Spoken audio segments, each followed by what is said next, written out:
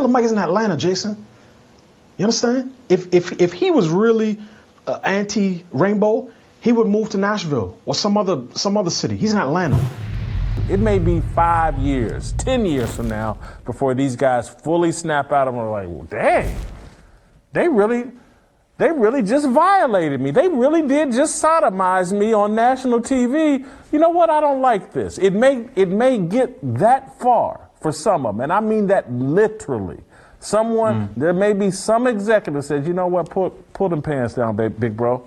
Bend over this desk. That may be the moment when they like, oh, wow, Whitlock was right.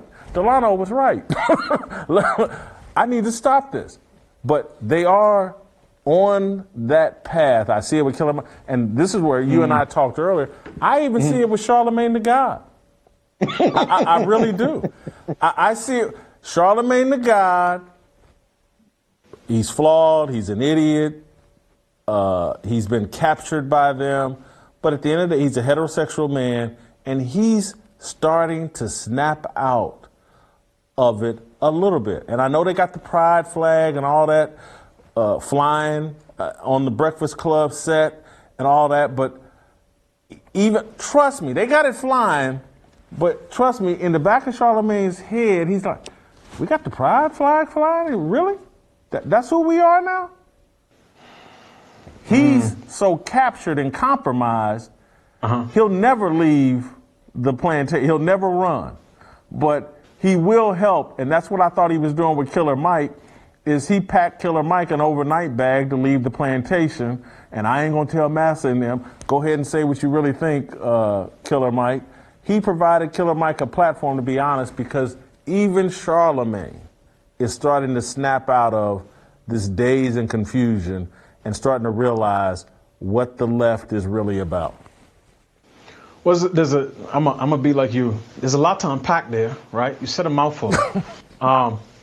So a couple things. One, I think there are a couple of principles that the modern right tends to hold that I think we're talking about. One is free speech, right? Free inquiry, dialogue, so on and so forth. Another is traditional notions of gender and gender roles. Traditional marriage, nuclear family, right? Another is sort of a rejection of feminism outright. I think that these guys want that first one because they're in the ideas business. They can't survive if they only talk to certain people. Now, the Breakfast Club had Rush Limbaugh on one time. I think this might have been before somewhere between 2016. Negotiated deal.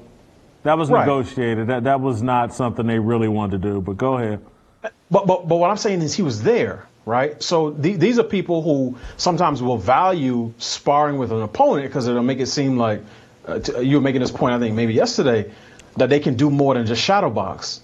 But what I'm saying is guys like Charlamagne and Killer Mike, if you told them, look, talk to the GOP, right? Talk to conservatives, sort of openly flirt with them a little bit, bat your eyelash. It's going to make the Democrats respond, and you might get some of the tangibles you're talking about. You might get government set-asides on contracts. You might get some watered-down version of reparations. You might get specific targeted black policies. But you also have to be fine with all the rainbow stuff, all the feminist stuff, all the abortion stuff. I think those guys will take that deal. Because as long as the men are not coming after them, I think they'll say, you know what, I'll take that deal. Killer Mike is in Atlanta, Jason. You understand? If he was really anti-rainbow, he would move to Nashville or some other city. He's in Atlanta. So he can't move around and be hardcore, traditional gender roles, traditional marriage, because his well will probably dry up. And if you notice, in this day and age, and we talked about this a little bit with Kanye, right? He made some comments, obviously, that people found controversial about Jews and Jewish people and media and Hollywood. There are two groups that make even the most gangster rappers double clutch, clear their throat, and choose their words wisely. It's Jewish people, and it's anyone identified with LGBT. If the baby had made some comments talking about shooting somebody at one of his concerts, nobody would care. He made comments that were deemed homophobic. He had to apologize. Glad ran down on Roland Martin in the street. Roland Martin said, this was years ago, anybody laughing at this David Beckham underwear commercial at your Super Bowl party, you need to smack him. Glad found him in the street. They made him apologize. So these guys know who not to run afoul of. And that's what I'm saying. These guys are not revolutionaries. The most revolutionary thing you could say right now, if you're a black man, is to say, I want the left and the Democratic Party out of my house yesterday. I'm the leader of my home. I need to find me a good woman, a queen to marry. We're gonna raise some children together. We're gonna have our piece of property, right? I want to be a leader in my community, a coach, an entrepreneur, a mentor. I'm not just more than an athlete. I'm more than a voter. So the Democrats want my vote. They have to speak to me like a man, and that I'm more than just a punch list on their political schedule.